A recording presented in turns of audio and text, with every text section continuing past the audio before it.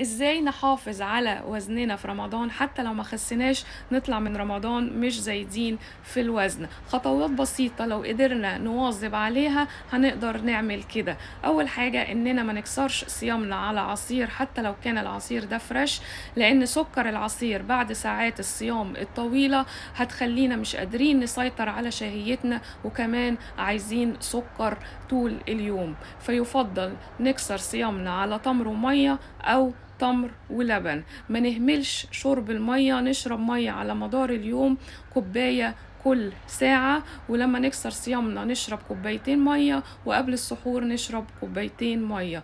نبدأ الفطار بالشوربة والسلطة والبروتين، ونخلي النشويات في الآخر، فده هيخلينا على ما نوصل للنشويات هنكون شبعنا وما ناكلش منها كتير. لو نفسنا في حلويات رمضان ومش عايزين ناكلها بشكل صحي، ناكل منها من مرتين لثلاثة في الأسبوع، ويفضل تكون بعد الوجبة، وده هيخلينا ناكلش منها كتير ونسيطر على شهيتنا، ناخد منها حتة صغيرة، وكمان مش هيرفع معانا سكر الدم ومش هيخلينا نزيد في الوزن. نحاول نمشي ساعة كل يوم سواء بعد التراويح أو قبل الفطار، وكمان في السحور نهتم بالبروتين والخضار، وده هيخلينا نفضل شبعانين لساعات طويلة.